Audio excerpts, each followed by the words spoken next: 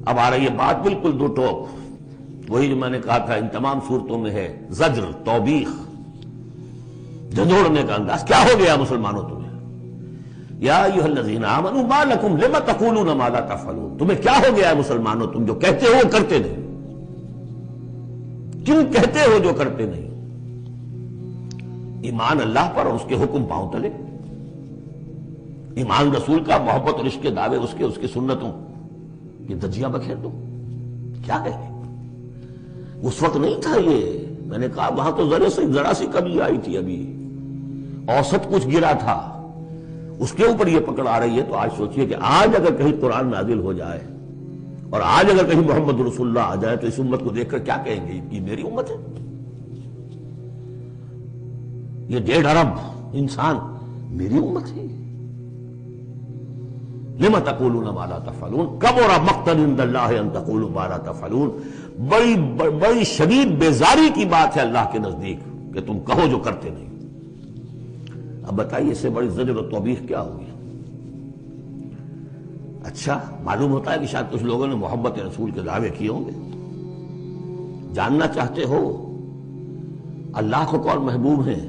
ان اللہ یحب الذین یقاتلون فی سبیلہ صفا کانہم بنیان مرصوص، اللہ کو تو محبوب ہیں اپنے وہ بندے جو صفیں باندھ کر، اور صفیں بھی ایسی بنیان مرصوص۔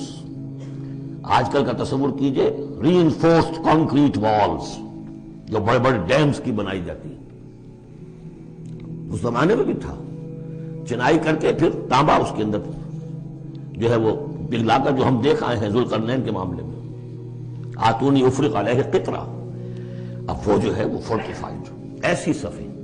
آج ایک صاحب نے توجہ دلائی، اسی کا عکس ہونا چاہیے ہماری جب نماز کے اندر صف بندی ہوتی ہے، کوئی خلا نہیں ہونا چاہیے۔ حضور نے فرمایا کہ شیطان کھڑا ہوتا ہے بیچ میں، پھر کندھے سے کندھا ملا ہونا چاہیے، لیکن ہمارے ہاں اس کا کوئی اہتمام نہیں ہوتا۔ لیکن یہ ہے کہ کندھے سے کندھا ملنا اور پاؤں کے محاذات ایک ہونی چاہیے، آگے پیچھے نہ ہو۔ بہرحال یہ ضرورت ہے، اس کی ائمہ کو بھی کرنی چاہیے کوئی نہ کوئی توجہ۔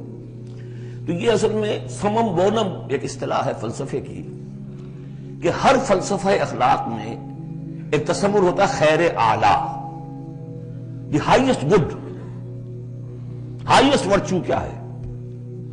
آپ ایک فلسفہ دیتے ہیں اخلاق کا، اس کی روح سے سب سے بڑی نیکی کون سی ہے؟